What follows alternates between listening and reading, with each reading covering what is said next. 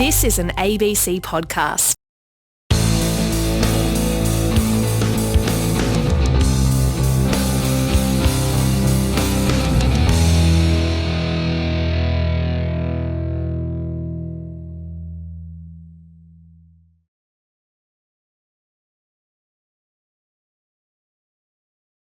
Hello and welcome to the Health Report with me, Norman Swan. Today, new data on whether a tax on sugar-sweetened beverages works, why parents of newborns are refusing a life-saving injection for their babies, the next epidemic curve after COVID-19, and could wearable fitness trackers supplement the COVID-Safe app by detecting outbreaks of COVID-19 before anyone realises there's a problem? Fitness trackers like Fitbits measure activity and your heart rate, and one indication of your fitness is your resting heart rate, say when you wake up in the morning. The slower, the better. Anyway, the evidence is that your resting heart rate goes up when you have an upper respiratory infection. Dr. Jennifer Radin has studied this in relation to influenza-like illness. Dr. Radin is with the Scripps Research Group in Digital Medicine in California. My background is infectious disease epidemiology, and prior to working at Scripps, I had worked at the Centers for Disease Control doing flu surveillance. And I learned how surveillance data in the United States and many other countries is often delayed by several weeks. So I had the idea that potentially by looking at this large data set of Fitbit users, we could identify trends in users' data that could be predictive of influenza-like illness at the state level and in real time. We had a data set of 200,000 Fitbit users, and I identified weeks where these individuals had elevated resting heart rate compared to their individual average. And I found that the proportion of users each week who had this elevated abnormal Fitbit data was very predictive of influenza-like illness. So how much ahead of the regular tracking were you in terms of identifying influenza before people realised it was going on? We had a data set from 2016 through 2018, and we compared the rates for influenza-like illness using this Fitbit data compared to CDC data that had been collected during the same time period. And what we found is we could predict the activity for influenza-like illness about 1 to 3 weeks faster than the CDC. So what you were looking at was an uptick in resting heart rate. But did you also see a reduction in physical activity because they were feeling lousy? We assume that when someone gets sick, their activity level also goes down. So if we have that data in the future, we think that will help improve our models even more. Okay, so how applicable is this to the novel coronavirus, to SARS-CoV-2, particularly in a country like Australia where we've got thanks to lockdown, we've got very low levels of the virus in the community, but we are going to get clusters and you want to identify clusters as quickly as possible. How applicable do you think it is? I think it's very applicable. So our study was looking at influenza-like illness, which it's a case definition for any person with a fever, cough, and or sore throat. So these individuals may or may not have flu. They could have other viral respiratory infections, such as even coronavirus. So we think that we will find very similar changes in resting heart rates for coronavirus. And we actually recently launched a study in the United States called Detect, where participants can download an app called My Data Helps and share their wearable device data from any wearable device that can connect to Google Fit or HealthKit. And we're hoping to replicate the findings that we did in the Lancet study and see if we can track people prospectively over time and also have them share any symptoms that they may develop or diagnostic tests that they might receive for flu or coronavirus so that we can link their wearable data to different infections. And what sort of density of wearables do you need in a community to pick up granular changes? In other words, if you had a suburb in Sydney or Melbourne where there might be a blow-up. For our Lancet study, we had about, 4,000 to 7,000 per state. So, of course, the more people we get, the better we'll be able to refine our models and look at closer into geographic areas. The answer is the more people, the better, but we still can do quite a lot with several thousand. And are the companies allowed to give you that data? Yes, for our study Detect, participants can consent to join our study through our research app, and they can share their data from a wide range of wearable devices, so Fitbits, Apple Watches, pretty much any device that connects to Apple Health Kit or Google Fit. 1 in 5 Americans actually wears a fitness tracker or smartwatch. So it's a pretty large and growing population that we could potentially ask to join and be a citizen scientist to share their data to hopefully help us identify trends in viral infections. But it is a group of people who can afford to have a smartwatch or a Fitbit. And the argument is that the second wave, if it comes, will be in more disadvantaged communities, both in the United States and Australia and other countries. So it's going to aggregate around wealthier suburbs, is it not?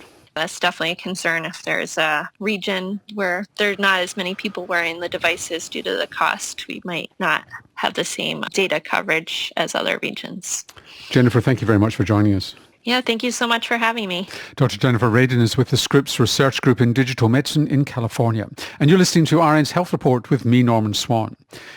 This week, the National Cabinet meets to consider a plan to deal with a new epidemic curve, suicides and mental health issues arising from the pandemic and economic shutdown. Internationally recognised mathematical modelling by the University of Sydney has suggested 750 additional lives could be lost to suicide each year for the next 5 years, and 1 in 4 of these deaths will be in young people. The key to preventing youth suicide and suicide in general is recognising that it's very much a local phenomenon, determined by local factors, especially in regional and rural Australia. Those factors include unemployment, failure to complete education and training, and loss of connection to the people and services around you. The modelling group has been working in regions of Australia for some years and already had the data which allowed them to make these predictions. Associate Professor Joanne Atkinson leads the team. So because unemployment, youth unemployment and social dislocation play out locally, we used detailed models that we had already developed for urban, regional and rural areas to see how bad things might get and what could be done to mitigate the full effects of the mental health curve. So we ran 2 scenarios, a conservative scenario that assumes an unemployment rate of around 11%, with youth unemployment reaching 24%, and a 10% reduction in community connectedness, as well as a more pessimistic scenario that assumes the unemployment rate will reach as high as 15.9%, with youth unemployment at almost 35%, which is not unrealistic in some regions, and with a 20% reduction in social connectedness. So taking the North Coast New South Wales region as an example, under the more conservative scenario, this region is forecast to see an increase in suicide deaths by 23% over the next 5 years. And this could get as high as 53% increase in suicide deaths under the more pessimistic estimates of unemployment. And these forecasts point to the possibility that we could see more lives lost to suicide in this one region alone than we will see nationally from COVID-19. An increase in suicide deaths by 23% in the North Coast region equates to about 113 suicide deaths. If it goes to as high as 53% increase in suicide deaths, that's approximately 261 deaths in the region. And in addition to suicides, the modelling shows that hospitalisations and emergency department visits for self-harm could go up as much as 20%. The group of experts putting together the plan for the National Cabinet do not seem to be using this modelling, which could be a problem since it has shown that what looks like sensible and feel-good investments have the potential to make things worse. Associate Professor Joanne Atkinson again. Health systems have so many moving parts that figuring out the right balance and scale and timing of investments across the different parts of the mental health system can be extraordinarily difficult without the use of systems modelling methods. Without these methods, sometimes well-meaning investments in programs and initiatives can have very little impact or even unintended consequences when introduced into complex systems. And we saw an example of this in a systems model we'd built for Western New South Wales. 2 evidence-based interventions being considered in the region were GP training to improve diagnosis and referral for mental illness and mental health education programs aimed at increasing help seeking. When we simulated their combined introduction in the region, it resulted in an unanticipated increase in self-harm hospitalisations and an increase in suicide deaths. Interrogation of the model to understand why revealed that this combination of initiatives would generate more mental health service demand than the service capacity in the region would be able to cope with. This increased the rate at which patients disengage from services because of increased wait times and dissatisfaction with the quality of care. And disengagement from mental health care, the mental health care system, increases the risk of suicide behaviour because people lose hope that the system can help them or experience further trauma from receiving inadequate care from an already stretched system. The modelling also shows what could flatten the curve, which includes increasing the growth of mental health GPs and other skilled professionals, having services resourced to be assertive in following up and reaching out to people at risk of suicide, as well as having comprehensive teams able to deal with the social as well as the psychological factors involved in what is a very complex problem. Professor Ian Hickey is co-director of Health and Policy at the Brain and Mind Centre, where the modelling group is based. Quite correctly, the Prime Minister has emphasised youth suicide as a personal priority for his government. And the Minister Hunt, has always said mental health is a priority for him personally. National planning and national infrastructure has never responded to match that degree of intent. And it's been true of Prime Minister Turnbull, of Prime Minister Gillard, of Prime Minister Howard. We've never seen the growth in the actual capacity of the health sector to deal with this scale of problem. And now we have the new challenge. Best case scenario, a 25% increase in suicides. Worst case scenario, a 50% increase in suicides post-COVID. The government's massive economic interventions, if they succeed, should help to reduce suicide risk, and modelling can monitor those factors, but the health response is also critical. Ian Hickey argues that just as the COVID-19 response relied on modelling, so should the response to a rise in suicides by going in right now with what the modelling shows could work at a local level and monitoring the effectiveness on an ongoing basis. The critics of this approach say the data aren't available to do mental health modelling. That's despite the fact that when the COVID-19 pandemic started, we relied on modelling which had almost no data at all, apart from early reports from China and extrapolations from influenza planning. Ian Hickey and his colleagues, such as Professor Pat McGorry, argue that the data are available. A lot of wrong statements are made in mental health. One is frequently we don't have the data, we can't track, we don't have surveillance. We do. We have emergency department presentations, we have self-harm data. Much of it is not made available in real time. What we've seen with COVID-19 is actually real-time data coordination, government agencies having to share the data. This can only happen through Prime Minister and Cabinet. It can only happen through the National Cabinet. The data is there in state health, in MBS items, in Medicare items, in private health insurance, and at the local level. It is entirely possible to actually predict deaths by suicide, just like deaths from the virus, by modelling those factors we know will lead to deaths, particularly in young people. Their unemployment, their skills and education, their social dislocation, and the associated psychological distress. All of these have gone through the roof in the last 6 weeks. We now see the national anxiety figures. We see the youth unemployment figures. We've seen a doubling in the national unemployment figures, and we have records of the social dislocation that has happened in education, in training, in our societies. So we know the risk factors. You can model them just as accurately for suicides as you can for the virus replication and its effect. The social contagion is just able to be modelled in the same mathematical way as the virus replication and its spread. And the same way, what is available to us is social responses. We don't have a vaccine, we don't have a treatment for COVID-19, but effective social action has worked. In the same way, we have the opportunity for suicides to take effective social and health services action to prevent that disastrous outcome. Suicide is like the virus. It operates in clusters and in places. It's already much higher in rural and regional Australia, where rates of youth unemployment are much higher, where rates of school completion are lower, where rates of post-school education and training are lower. Suicides are already higher. It's got to reach the social programs, the educational programs, the health programs. You need to monitor in real time whether it works. Many people say we can't do it.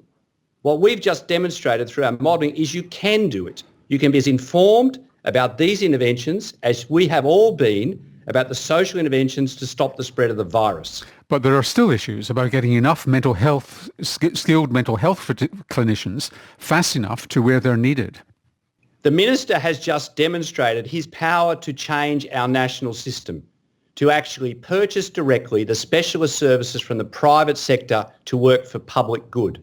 The same can be done in mental health. The Minister can directly purchase from the private sector, from clinics through the Medicare schedule, through private health insurance from the private hospital sector and clinic sector, the extra capability that the states do not currently have to respond to this crisis. The states do a great job through their public hospitals and through their emergency departments, but they're at the bottom of the cliff. They are the end point. The minister needs to directly purchase at the top of the cliff the extra specialist capacity to stop people falling to that degree. It wasn't done in the past. It's talked about for years. It's not coordinated. But the minister has just demonstrated, when required for intensive care beds, for hospital beds, his potential to do it. And the National Cabinet has also indicated its willingness. It only takes 12 months of economic disruption to have impacts for at least the next 5 years. And this modelling that we have done is entirely consistent with modelling done on the 2009 financial crisis, the 1997 Asian financial crisis, the Great Depression. These are predictable outcomes of economic recessions. They're not like wars. They're not like other issues where people pull together. Recessions kill the marginal. They kill the vulnerable. And in these situations, they kill the young. The great advantage of the development of new modern technology-based services is if you're a young man sitting in rural Australia who needs to be in contact with real skill now, you've got two choices. Try and find a GP, try and find a clinic, travel, maybe go, maybe don't go, endlessly don't get help. Through technology, you can now connect directly with skilled professionals. You can also commence your own online treatments. You can also get supportive care through other health professionals. We can completely reverse the way that we've done healthcare to be in your home tomorrow with effective skilled care. What we've not done is financed it or incentivised health providers to act that way. We now have a workforce, psychiatrists, psychologists, mental health nurses who want to work that way and be in the lounge room of a young man in rural Australia who's thinking about suicide and dealing with him, supporting him, getting him off that pathway now, immediately. Not next week, not in 3 weeks' time, not on a waiting list for 8 weeks to get any help. Professor Ian Hickey of the Brain and Mind Centre at the University of Sydney. On ABC Television 7:30 last Wednesday, the Minister for Health, Greg Hunt, seemed sympathetic to many of these suggestions. We invited Christine Morgan, the CEO of the National Mental Health Commission, onto the Health Report to respond. Christine is putting together the plan going to the National Cabinet this week, but was unable to come on today. We hope to talk to her next week after the plan is submitted this Friday. Let's move away from COVID-19. Many public health experts, including in Australia, argue that a tax on sugar-sweetened beverages would reduce consumption and therefore potentially lower the risks of diabetes and obesity. One of the first countries to introduce a sugar tax on soft drinks was Mexico in 2014. They just added 1 peso, or around half a US cent per litre. An evaluation of consumption has been published, and one of the authors was Dr. Luz Sanchez Romero of Mexico's National Institute of Public Health. Previously, all the studies that we have done were based on changes in sales at a household level.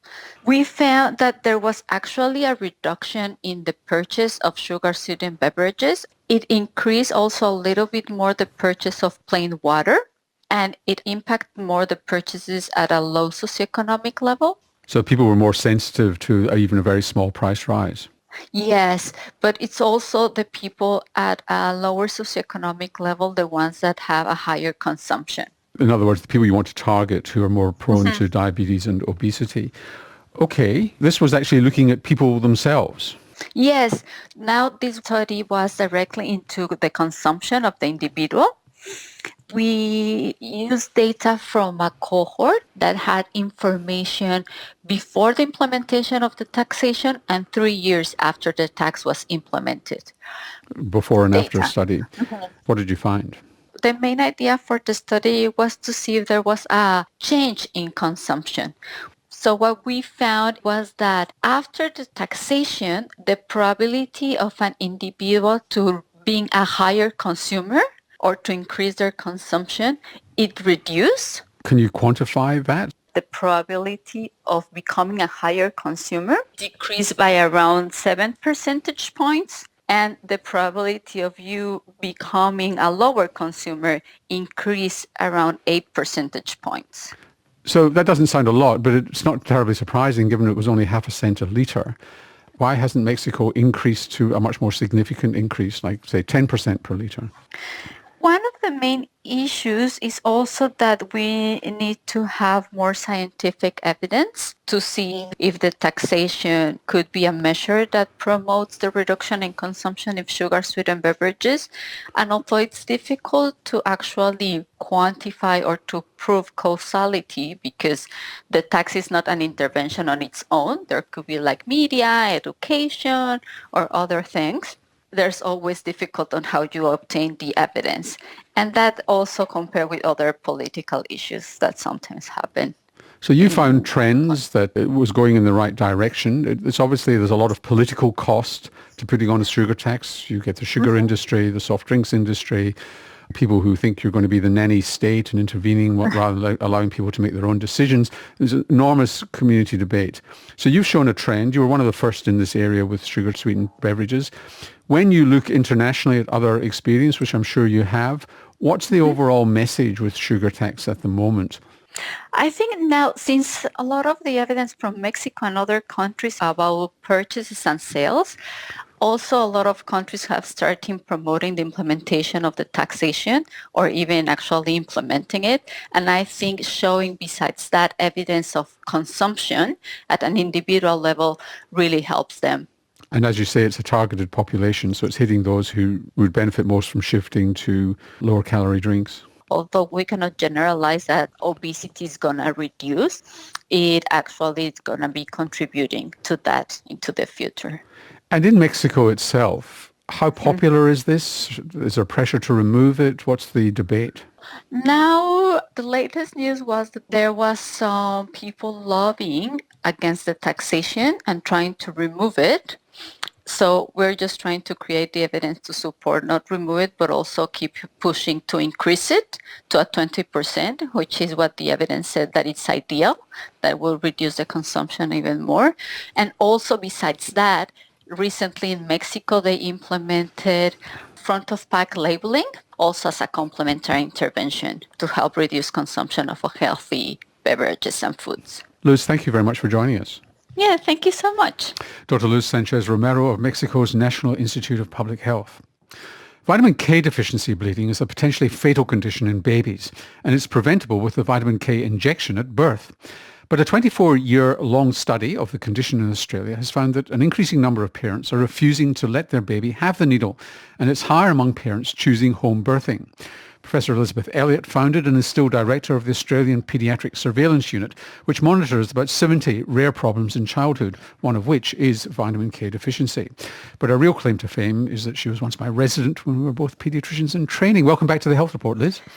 Thanks, Norman.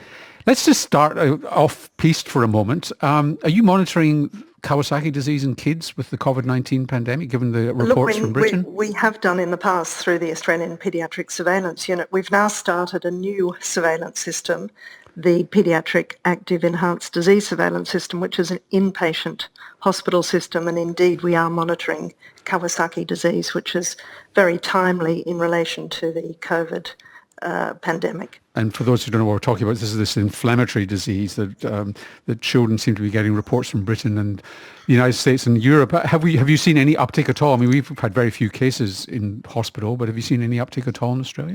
Not that I'm aware of at this stage, but of course everyone's looking out for it. Tell me about this vitamin K story. Why is vitamin K so important at birth? Well, look, vitamin K is very important because it is needed to manufacture clotting factors, which in turn stop us from bleeding. Now, we get vitamin K through our diet or through our good bacteria in the gut, which manufacture it, or through taking multivitamins. But babies don't eat and don't take vitamin pills, and very little vitamin K is passed either across the placenta from mother or in breast milk. And hence, if they don't get vitamin K at birth, they're vulnerable to bleeding. How vulnerable? I mean, to what extent? Is every baby vitamin D deficient, or is it just a relative well, thing? Pretty well, yes. And so it's estimated that about 2% of all babies might develop classic vitamin K deficiency bleeding. So that's a large number of babies. And this has been known for decades, of course, and vitamin K has been used routinely at birth since the 1960s. And what happens in vitamin K deficiency bleeding? Where do they bleed? Right, they can bleed almost anywhere, so often from the gut, the nose, the umbilicus, after a circumcision, after the heel prick tests that they have to look for congenital diseases. But most worryingly, they may bleed into the brain and develop seizures or have a stroke or indeed die. What did you find when you did this 24-year follow-up of the surveillance unit?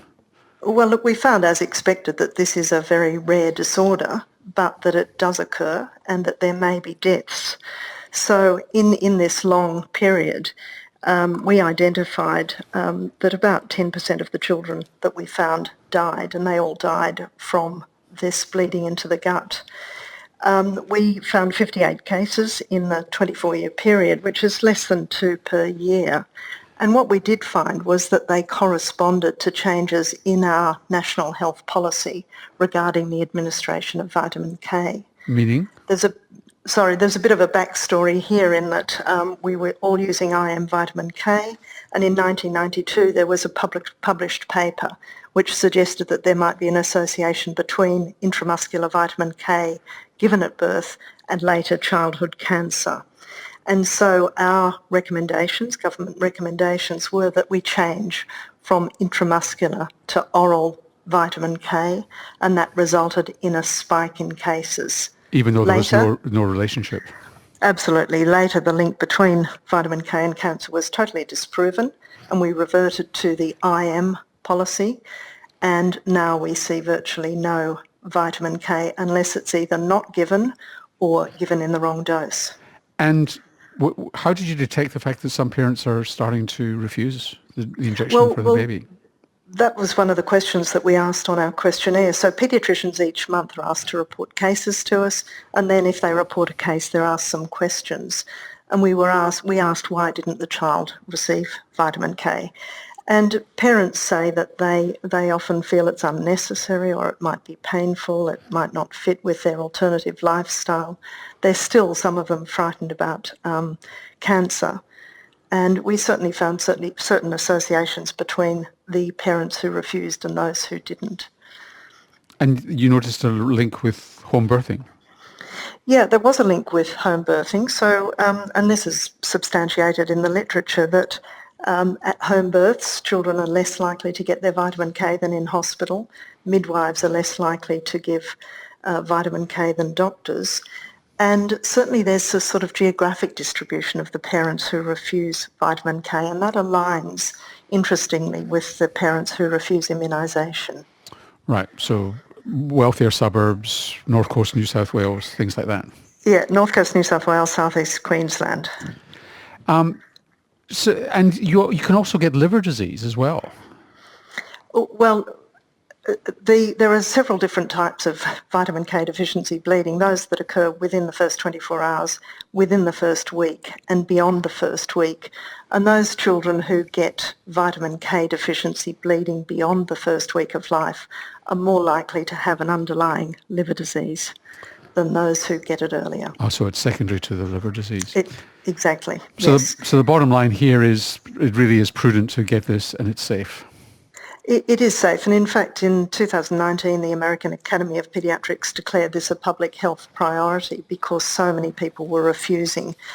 So they really want to educate people that, one, it's very safe, and two, it will entirely prevent, if given correctly, this what could be catastrophic bleeding. Liz, thanks for joining us. Pleasure. Thanks, Norman. Professor Elizabeth Elliott is Professor of Paediatrics at the University of Sydney and directs the Australian Paediatric Surveillance Unit. This has been The Health Report. I'm Norman Swan. See you next week. You've been listening to an ABC podcast.